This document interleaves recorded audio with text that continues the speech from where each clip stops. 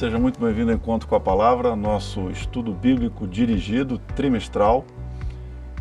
Hoje nós temos comigo a Rosângela, que vai dividir a bancada comigo. E como você sabe, nós estamos estudando nesse trimestre, aqui está o nosso estudo dirigido, nós estamos estudando como estudar a profecia bíblica, um tema muito caro, muito interessante. Estou super animado aqui para poder, com vocês, dividir com a Rosângela o estudo dessa semana.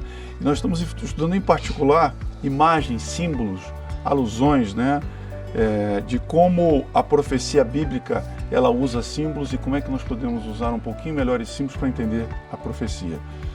Antes de iniciarmos, vamos fazer então uma oração, Rosângela, por favor? Ora então para a gente. Santo Eterno Deus, maravilhoso Pai, muito obrigada, Senhor, por esse momento especial que temos aqui para estudarmos a Tua Palavra e dividirmos com muitas outras pessoas que nos veem nesse momento. Amém. Teu Santo Espírito dirija este estudo, porque foi Ele que inspirou a Tua Palavra e Ele que tem condições de nos fazer compreendê-la. Fica conosco, Pai, nestes momentos que se seguem e te pedimos agradecidos em nome de Jesus. Amém. Então, hoje, essa semana, nós vamos estudar então como os Salmos traz alusões à profecia. Como é que Salmos faz uma conexão com profecia. E é um pouco estranho, né? Porque quando a gente pensa em Salmos, a gente pensa em quê? Em poesia, louvor, adoração, cântico. E não pensa muito em profecia, né? E ao contrário do que nós possamos imaginar, Salmos é bastante profético, tem bastante coisa de profecia em Salmos. São 150 Salmos. Davi escreveu ali aproximadamente metade, Salomão escreveu 2, Moisés, os sacerdotes lá, os coraitas, os ex-reitas, são os descendentes de Ezra, escreveram Salmos, mas tem bastante coisa lá interessante, tem profecia, tem teologia, e nós vamos ver isso essa semana e semana que vem. E eu queria começar, Rosângela, eu acho que... e outra coisa, prepara a sua Bíblia, nós vamos estudar muita passagem bíblica aqui. Isso. Vamos percorrer bastante a Bíblia. Interessante como é que Paulo via Salmos, né? Como é que Paulo via Salmos lá, Rosângela? Você pode ler para a gente? Colossenses 3,16. Sim. Como é que Paulo via?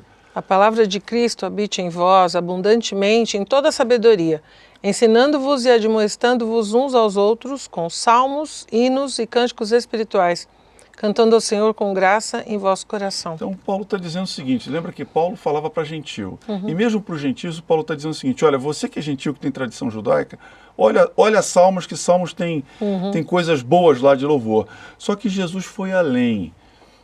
Jesus foi além. E ele fez então o gancho entre profecia e Salmos, né? Fez a conexão entre profecia e Salmos, ali em Lucas 24, 44, Los Angeles. O que a gente pode ver lá? Ele diz assim, e disse-lhes, são estas as palavras que vos disse estando ainda convosco, que convinha que se cumprisse tudo o que de mim estava escrito na lei de Moisés, nos profetas e nos Salmos. É interessante, né, Jesus? Né? Jesus já fez a conexão, né? Sim, ele considerava Salmos um livro profético como os outros. Ele coloca no mesmo nível Moisés, profetas e Salmos. E, de fato, quando a gente analisa alguns Salmos, nós vemos isso de uma forma assim, muito clara, né?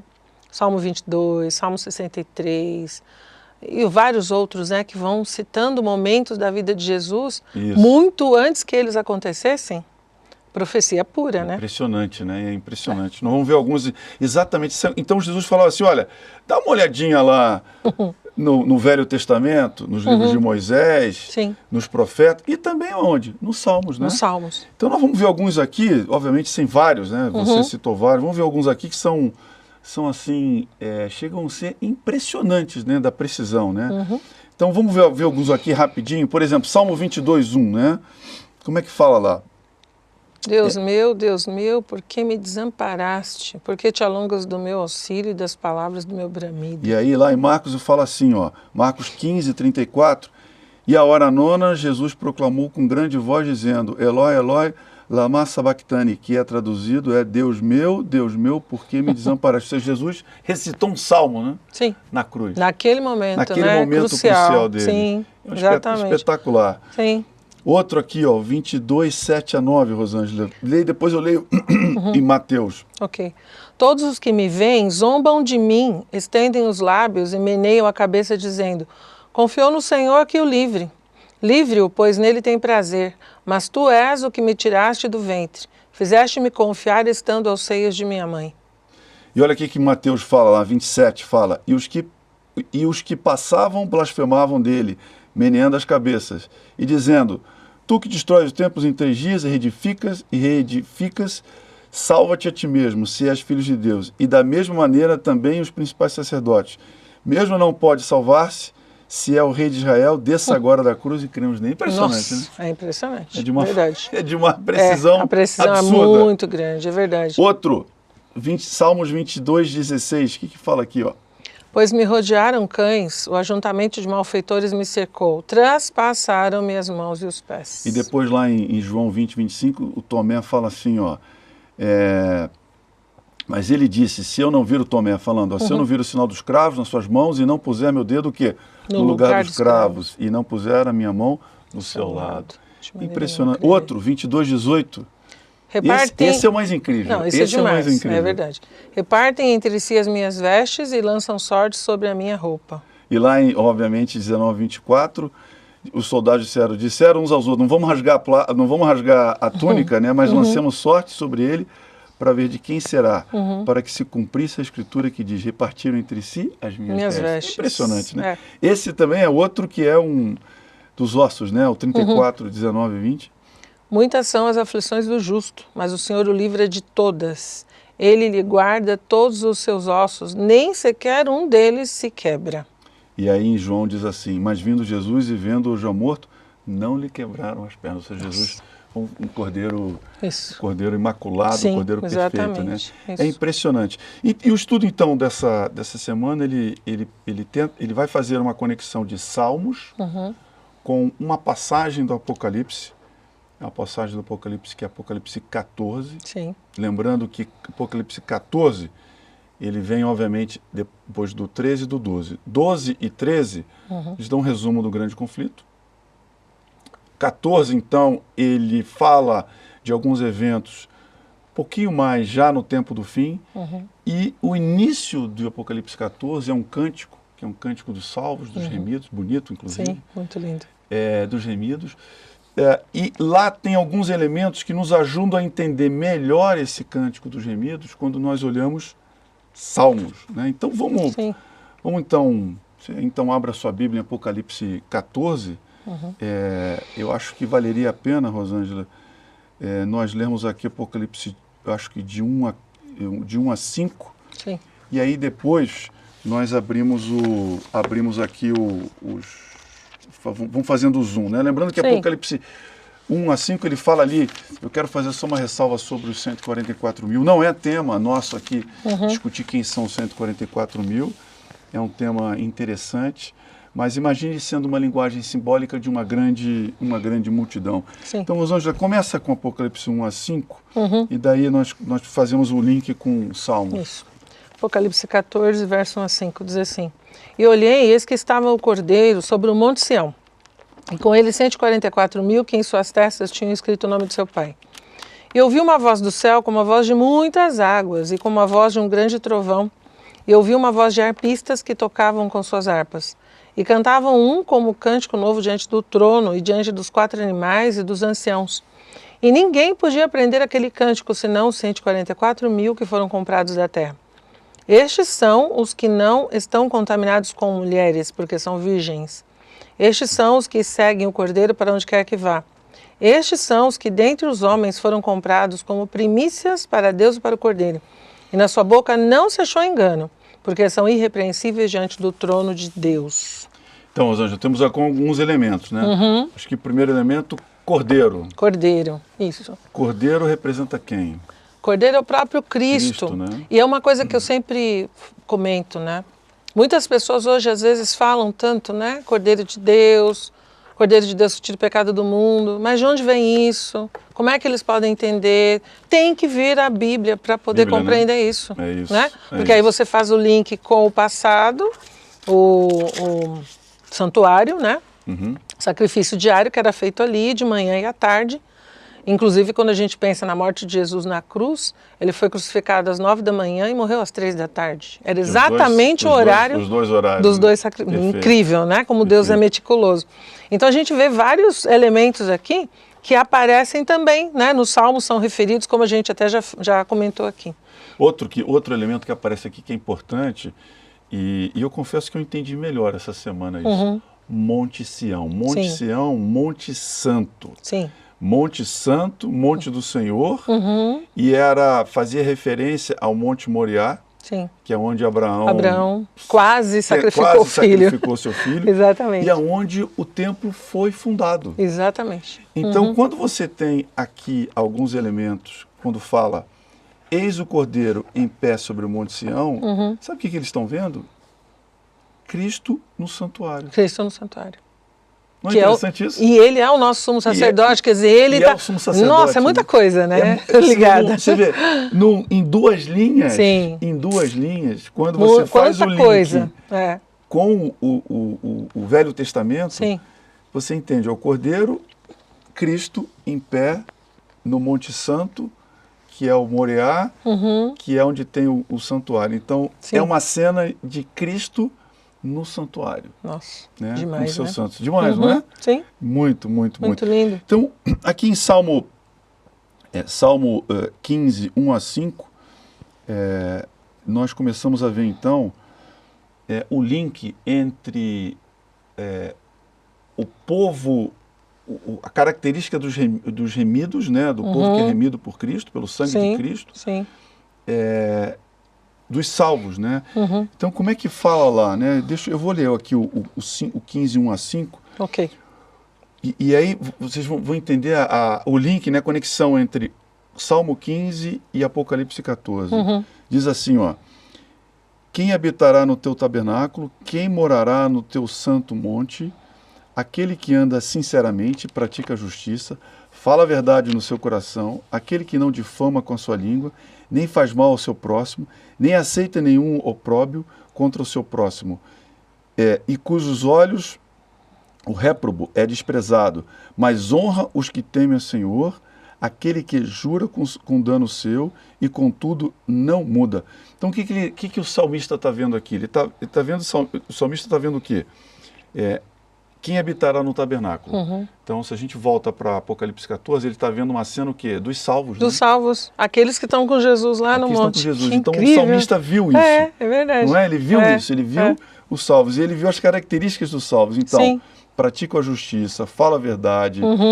É fiel, é sincero. Ele fala uma coisa aqui, ó. Nem aceita nenhum opróbio contra o próximo, ou seja, aquele que não permite a injustiça contra terceiros. Exatamente, isso. É interessantíssimo isso. E é que quando você olha aqui, você acabou de ler, né? Quando você olha das características daqueles que estavam lá, quais são as características? Não são contaminados. Não são contaminados. Mulheres significa dizer que não igrejas, tem falsas doutrinas, né? Isso, exatamente. Seguem o Cordeiro. Cântico, fala aqui, ó... comprados com a premissa de Deus, na sua boca não se acha engano. Isso, são completamente repreensíveis. Exatamente o que o salmista fala, tanto no Salmo 15, quanto ele fala no 24, Salmo 24. Né? Isso, lê pra gente 24. 24, 3 e 4 diz assim: quem subirá ao monte do Senhor, ou quem estará no seu lugar santo? Aquele que é limpo de mãos e puro de coração, que não entrega sua alma à vaidade, nem jura enganosamente. Incrível, né? Incrível, tudo se conectado, né? Isso, tudo se conecta. Conectado, perfeito, conectado. Perfeito. Olha aqui. Agora tem uma coisa interessante que é o seguinte: o finalzinho, quando a gente lê o finalzinho aqui são estes que não se macularam com mulheres, por onde quer que vá, né? Seguem o Cordeiro por todo lugar. Redimidos dentre os homens. Sim. Premissas para Deus. Comprados. E foram o quê? Comprados. Comprados. Né? O que quer dizer isso? Eu sempre me lembro, até já comentei uma vez, eu me lembro sempre de um sermão lindo que eu ouvi do pastor Levi Borrelli, muitos anos atrás, na igreja de Moema, coisa de 20 anos. E ele fez um sermão lindo sobre 1 Pedro, onde fala ali justamente do preço que todos nós, né, pelo qual todos nós fomos comprados. E aí ele diz assim que não foi com ouro, não foi com prata, mas foi com o sangue precioso de Cristo Jesus. Então assim, como nós temos valor para Deus, até numa última lição que nós tivemos, eu fiz esse comentário. Deus investiu muito em nós, Ele não vai perder o investimento. Não é? Verdade. Ele investiu demais. O preço da nossa salvação é o sangue de Jesus. Foi Ele que foi derramado por nós na cruz. Você acha que Deus vai querer perder esse investimento todo? Não é? Se nós, seres humanos, às vezes a gente investe um dinheirinho aí que a gente tem e não quer perder, imagina Deus que investiu o sangue do seu filho, a vida do seu filho, para nos resgatar. E é exatamente isso que a gente vê aqui. Nos Salmos e em todos os textos bíblicos a gente vê essas imagens muito claras, né, do cuidado de Deus. E eu sempre vejo uma coisa que me chama a atenção: os detalhes. Deus é um Deus de detalhes, né? Os horários, o material. Quando você olha para o santuário, nossa, é tudo muito meticuloso. Tudo tem um significado, né? Tudo, nada ali está de graça. Por acaso, né? Tudo tem um significado.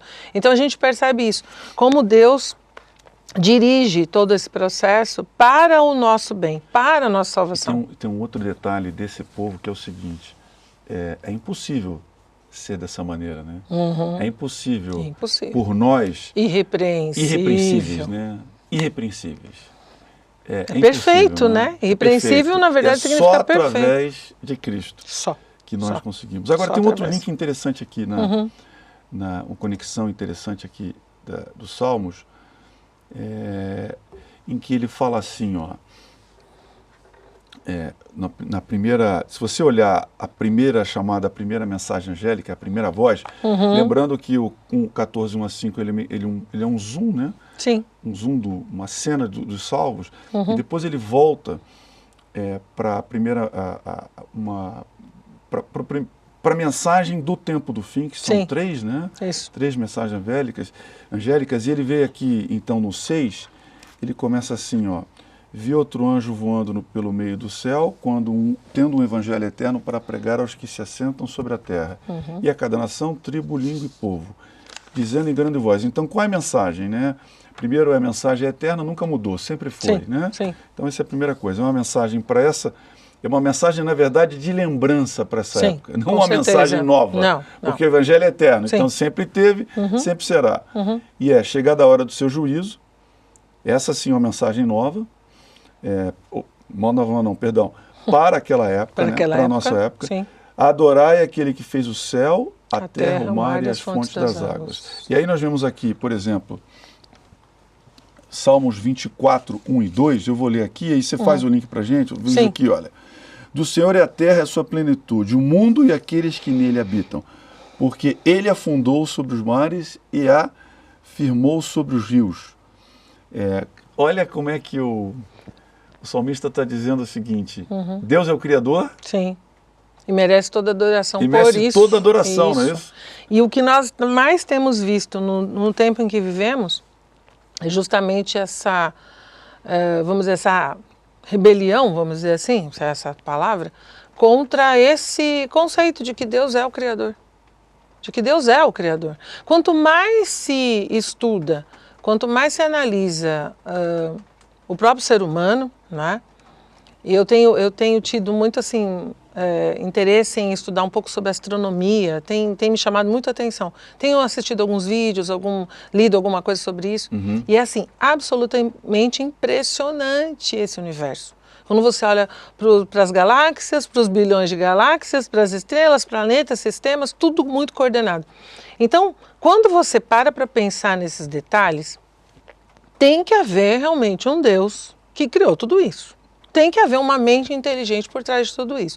Então, a primeira mensagem angélica, ela nos chama justamente a isso, a nos fazer pensar, olha, existe um Criador.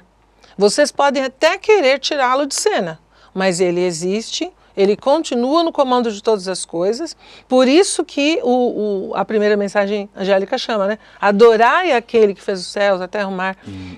E no verso de Salmo 24, que você leu agora, fala a mesma coisa. Olha, do Senhor é a terra a sua plenitude, e assim, nós precisamos adorar esse Deus porque Ele é o Criador. Então, como a Bíblia é toda conectada. Né? É uma impressionante. Coisa só. É impressionante. Então, há pessoas, por exemplo, que dizem, porque o Velho Testamento não vale mais, agora é só o Novo. Ou então, só o Antigo, o Novo não vale. Não, tudo conectado, absolutamente conectado. É uma coisa só. Isso, né? É um e processo. O fio de ouro é Cristo. Isso, o fio de ouro é Cristo, exatamente. E Rosângela, só uma questão que você falou de criação. Obviamente que o estudo é mais sobre salmos e alusões, menos sobre... Claro que está falando de Apocalipse, mas obviamente tentando fazer aqui um equilíbrio. Mas é inegável, só um parênteses aqui, a gente fazer uma digressão rápida sobre o momento e o tipo de mensagem para este período. Se você notar profeticamente o Apocalipse 12 e o 13, essa é a mensagem para o tempo do fim. E, em particular, chama atenção para duas coisas. Juízo, ou seja, é um momento em que você vai decidir para que lado você vai, para que Deus você vai querer adorar. E, de fato, ele enfatiza a criação. Isso. E com a criação você vem não só o sábado, mas também vem, em tirando a criação, você tira Deus, né? Sim. Ou você no mínimo coloca Deus como, ou tira Deus completamente, ou coloca Deus como um Deus desinteressado, que criou e deixou. Isso. Né? E Rubens, seria até legal também a gente lembrar de uma outra coisa. Junto com essa questão da criação, você tem a identidade do ser humano, como ser humano, criado à imagem e semelhança de Deus. Perfeito. Porque o que está sendo discutido hoje? Se antes a gente tinha algumas coisas como certas, hoje parece que as pessoas estão tão malucas. Você falou uma coisa muito interessante. Deixa eu só fazer um parênteses muito interessante, que é o seguinte, é um tema apaixonante, é o seguinte. O homem ele se vê entre dois caminhos, né? Ou ele acredita num Deus de existência não causal, Deus sempre existiu, não teve causa para a existência de Deus, e aí derivou tudo, o universo, nós, a criação, etc. Ou ele acredita na existência dele não causal. E aí ele pira. Sim, porque como vai explicar? Exatamente. Então, você tem duas coisas não causais aqui. Qual que você faz mais sentido? Até mesmo racionalmente falando. De uma forma lógica. A tua existência como ser humano não causal, que você veio do nada, se você veio do nada, moral, bons costumes, não existe. Respeitar o próximo. Não existe. Não existe, não tem sentido. Pior que animal até, né? Exatamente. Não tem nenhum sentido, né? Eu gosto muito daquele escritor C.S. Lewis e ele fala uma coisa muito interessante. Ele diz assim, se nós não temos um Deus que criou todas as coisas, que ordenou todas elas, que criou leis, inclusive, que foram colocadas no nosso coração, não é? Então, tudo é permitido, tudo é possível. Tudo é possível. Então, por que não matar? Por que não roubar? Por que não adulterar? Por que respeitar o próximo, Por que respeitar o próximo? Por que eu tenho que passar bons valores para filhos ou educar? Se Deus não existe, se as leis dele não existem, como nós sabemos que elas existem, foram colocadas em nós, uma coisa que até outro dia eu ouvi uma psicóloga comentando, ela disse assim, é interessante, você pergunta para qualquer criança, a criança acredita em Deus. A coisa mais inocente, se você fala do Pai do Céu, ela acredita em Deus, né? Porque é alguma coisa que foi colocada em nós desde o início. Depois você vai crescendo e muitas vezes você desacredita, né? Muitas pessoas passam por esse processo. Mas o fato é que foi colocado dentro de nós, como diz lá em Jeremias, né? É uma lei que foi escrita no nosso coração. Então não tem como fugir disso, né? Que, aliás, é citado aqui no Apocalipse. Sim, 14, exatamente. Né? Uma lei que foi escrita lá no nosso coração. Então, quando você olha para a lua, para as estrelas, quando você olha para o ser humano, quando você olha para um bebê, né, você fala, tem um Deus. Existe um Deus por trás de tudo isso, não tem como. E aí nós voltamos para a questão que nós estamos enfrentando hoje. As pessoas questionando a criação do ser humano. Então, agora tem, sei lá, 60 e tantos gêneros. Como assim? É macho e fêmea, acabou. É isso. Aí você tem a questão do casamento, que foi uma instituição dada por Deus antes do pecado. Você tem o sábado, né?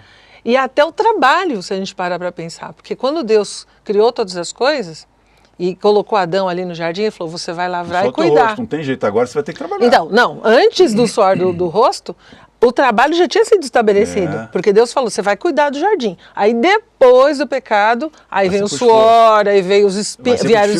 Isso, aí se tornou difícil. Isso. Mas ele criou. E o que a gente está vendo? São as instituições mais atacadas hoje. O casamento, Verdade, o trabalho. O sábado e o trabalho. Né? As pessoas amaldiçoam o trabalho, mas nós precisamos. Até uma amiga, hoje de manhã, a gente estava comentando, a gente estuda junto, e ela falou assim, quem não trabalha, dá trabalho. E é bem isso, né? Verdade. Então, a gente precisa do trabalho, porque é uma forma de nós nos mantermos conectados com as pessoas, com as coisas, com a vida, enfim, e a gente tem a mente ocupada. Isso é necessário. O casamento, não precisa nem falar, né? Está sendo absolutamente atacado por todos os lados, né? E o sábado, né? Que é a instituição de Deus que faz com que a gente lembre que Ele é o Criador. Por isso que Apocalipse 14 é tão importante, porque mostra justamente a primeira mensagem que nos faz voltar para isso tudo. E são os elementos mais atacados hoje em dia, né? Os mais atacados. E aí tem um último elemento aqui que é importante na mensagem angélica. Sim. Se a gente ler lá Salmos 24, 7 a 10, fala assim, né? Levantai, ó portas, as vossas cabeças. Levantai-vos, ó entradas eternas, e entrará o Rei da Glória. Sim. Quem é este Rei da Glória? O Senhor forte e poderoso, o Senhor poderoso da guerra. Levantai, ó portas, as vossas cabeças. Levantai-vos, ó entradas eternas, e entrará o Rei da Glória. Aqui ele está fazendo, o salmista, ele está prevendo a descrição da volta de Cristo. Também, é verdade. Não é? Tem alguns teólogos que dizem que aqui também seria uma descrição de quando Jesus voltou para o céu. Né? Quando ele, depois de ressuscitado, foi para o céu e os anjos o receberam. Mas também essa conexão, também com a vinda de Jesus. Com a vinda, né? a vinda de Jesus. Que é chegada a hora do seu juízo. E essa conexão, essa conexão que você colocou, que os teólogos também, e eu já tinha lido sobre isso também, ela também faz uma conexão com a primeira parte do Apocalipse. Isso. Né? Que é uma descrição... Isso.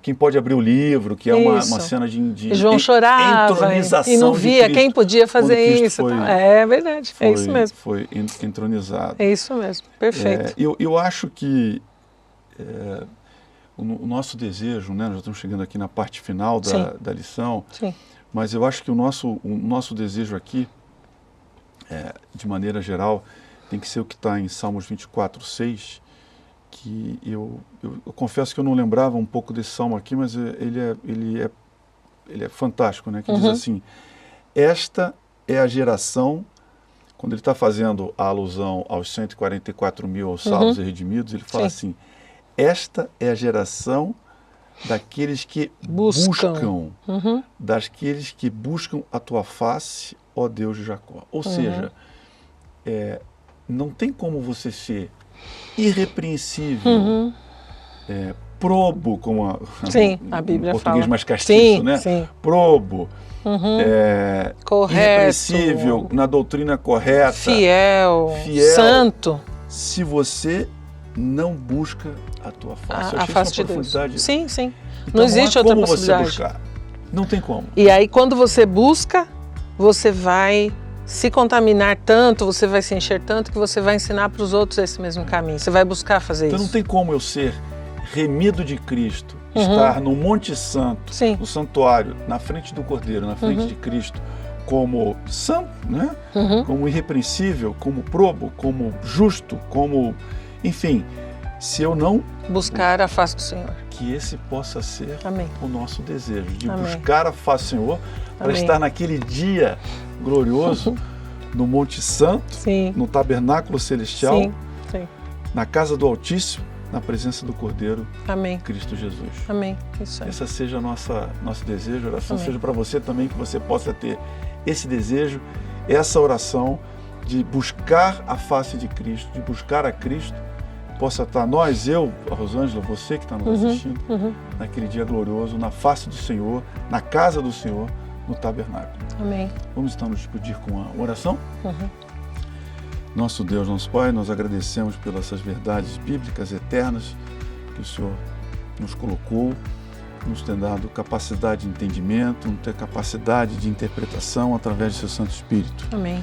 Esteja com aquele que escutou essa mensagem, que essa mensagem possa fazer uma diferença para ele agora nesse momento e no restante do estudo desse trimestre. É o que pedimos e te agradecemos em nome de Jesus. Amém, Senhor. Amém. Amém.